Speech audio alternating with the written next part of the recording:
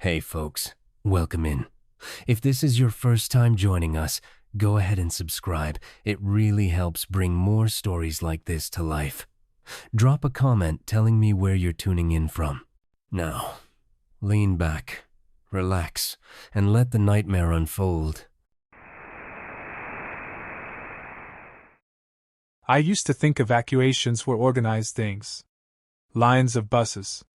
Soldiers with clipboards. Loudspeakers telling everyone where to stand and when to move. I never imagined an evacuation could fall apart before it even began, collapsing so fast that all you're left with is the sound of your own heartbeat, wondering how many minutes you have left before something breaks through the door. My name is Marcus Hale. I lived in a small suburb outside St. Louis. I worked at a distribution warehouse. I paid bills, I mowed the lawn, I waved at neighbors I barely knew. None of that mattered the day everything went wrong. If anything, it made it worse, because when the world ends, it's the normal ones like me who are the slowest to realize it. The first signs didn't look like signs at all. Ambulances running sirens at 2 in the morning instead of noon. Police blocking off a section of the highway without explaining anything. A neighbor texting our community group chat saying she heard screaming from the apartments across the park. But the message was deleted 2 minutes later. And the smell, that faint chemical smell drifting in from downtown. No one knew what it was. Some said it was from the river. Others said it was from a factory. Looking back, I think it was the smell of bodies that were no longer bodies. The morning everything changed, I woke up to the sound of helicopters. Not passing overhead. Hovering. I thought maybe it was a police chase or some kind of mistake. But then my phone lit up with a message alert from the county. Mandatory evacuation. Report to Northridge High School. Do not delay. It didn't feel real. It didn't feel like something that happened to people like us. My neighbor, Tom, was already outside when I opened my door. He was pacing back and forth with a backpack that looked way too empty for an evacuation. He kept checking his phone like he expected a follow-up text that would say, "Just kidding. You heading there now?" he asked. "I guess." "You?" He spread his hands. "What else are we supposed to do?" There were more people out than I had ever seen on our street. Families shoving things into trunks. Kids crying without knowing why. That's what stuck with me the most, how everyone kept moving like they were on autopilot, but their eyes were already in the next world. I grabbed my own bag. Phone charger, clothes, first aid kit, 2 water bottles, a pack of beef jerky I'd bought 3 months earlier and forgotten about. I left behind everything I thought mattered before then, my work tools, my computer, the birthday card my daughter mailed me. I was only planning to be gone for a day or 2. I didn't know that home was already gone. Northridge High School was only 10 minutes away. It took nearly an hour to get there. Every road was jammed. People stuck in vehicles honking like that would somehow make room appear. The closer we got, the more military vehicles we saw, Humvees, generators, camo tents. Soldiers waved people along with bright orange batons, their faces tight and pale. When we finally parked, the first thing I noticed was the fence. A 12-foot chain-link barrier had been set up around the entire school, the kind of temporary fencing they used for concerts or fairs. On the inside, soldiers had placed concrete barriers, like they expected something bigger than cars to try to break through. I told myself that was just caution. Protocol. It didn't feel like protocol. We joined the line. Everyone funneled into a single-file path that snaked around the parking lot. A woman behind me kept whispering. "They said it wasn't here yet, they said we were safe." Like she needed to convince herself the government wouldn't lie. A man ahead of me asked a soldier, "What's going on? Why are we evacuating?" The soldier didn't answer him. He didn't even look at him. He just said, "Please keep moving, sir." That was the moment I realized they were scared. Soldiers aren't supposed to look scared. Inside the fence, tables had been set up for intake. Doctors in masks checked temperatures. Nurses wrote down names.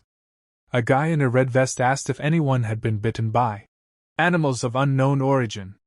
That phrase stuck with me, animals of unknown origin. It sounded like something from a lawsuit or a news report that never aired. Then the helicopter landed. It shook the pavement under our feet. Dust and leaves shot everywhere. Soldiers shouted for people to get down. When the helicopter doors slid open, 2 medics rushed out carrying a stretcher. On it was a man wrapped in straps, shaking like he was having a seizure. Except he wasn't seizing. He was fighting. He bucked so hard one of the straps snapped. His head whipped toward us, and for a moment I saw his face. His lips were torn. His eyes wide. Skin gray like wet cement. And when he opened his mouth, he didn't scream, he clicked. A fast, sharp sound, like something trying to find an echo. People in line started backing up. Soldiers yelled. The medics tried holding the man down, but he moved with this unnatural strength, jerking and twisting like every joint in his body bent the wrong way. Then he bit a medic through his sleeve. And that was when everything fell apart. Guns came up. Someone screamed. I grabbed Tom's arm and yanked him backward just as the crowd surged. The medic who'd been bitten was pulled away but already shaking, twitching, like whatever the man had was crawling under his skin. A shot rang out. One of the soldiers had fired. The man on the stretcher went still. The helicopter crew dragged the stretcher back inside and slammed the door. People scattered in all directions. The line dissolved. Families trampled the tables. Some ran for their cars. Others screamed for help. But the soldiers, they didn't chase the infected. They chased us. Not to arrest us. Not to control us. To stop us from leaving. Get back inside the perimeter! Get back inside the perimeter right now! It took me too long to realize the truth. We weren't being evacuated. We were being contained. Something big struck the outer fence. Hard. The metal rattled. People near it stumbled away as hands, gray, shaking, clawing, wrapped through the chain links. A man in a hospital gown pushed his face against the fence. Blood smeared the wire as he bit at the air. There were more behind him. Dozens. Maybe more beyond that. They weren't coming from the city. They were coming from behind the school. The outbreak was already here. It wasn't a shelter. It wasn't a safe zone. It was a trap. Soldiers at the gate tried to slam it shut, but a woman who'd lost her child shoved through them screaming. The gate stayed open 3 seconds too long. 3 seconds was all it took. The infected poured through the gap, fast, stumbling, snarling, dropping to the ground and then rising again like something was yanking their strings. The first soldier to fall didn't even have time to scream.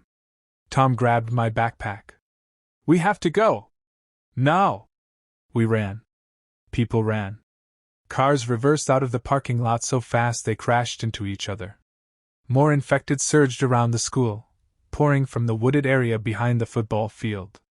I saw a father carrying 2 children trip and fall.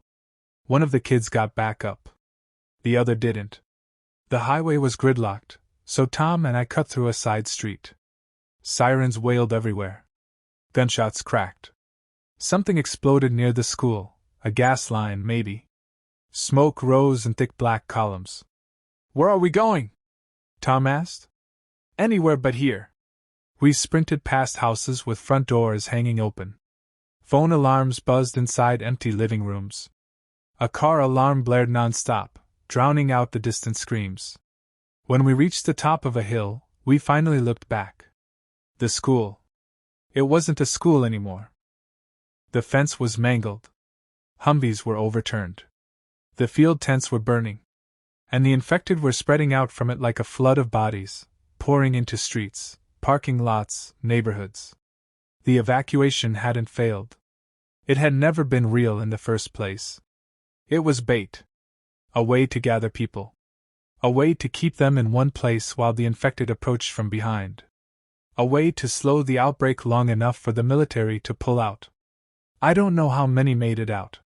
Most didn't. Tom didn't either. He slipped on broken pavement while we were crossing an intersection. I tried to pull him up, but the infected were too close. He shoved me away and shouted, "Go!" I didn't want to. God, I didn't want to. But he kept yelling until the sound was cut off by something wet. That was the last I ever saw of him. I kept running. I don't know how many hours passed before I found shelter. I ducked into the loading bay of an abandoned hardware store and barricaded the door. I could hear them outside, sniffing, scraping, testing the door. They moved in groups. Always searching. Always clicking. Like they were learning. Now I'm here, whispering into a dead phone as if someone might hear this. As if someone might still be out there. Maybe this recording survives longer than I do. Maybe someone finds it later and thinks I'm exaggerating, or delusional, or traumatized. But I need whoever hears this to understand the truth. The evacuation was never real. They didn't bring us there to save us. They brought us there to slow the spread. We weren't protected. We were sacrificed. And judging by how quiet it is outside right now, I think they finally found a way in.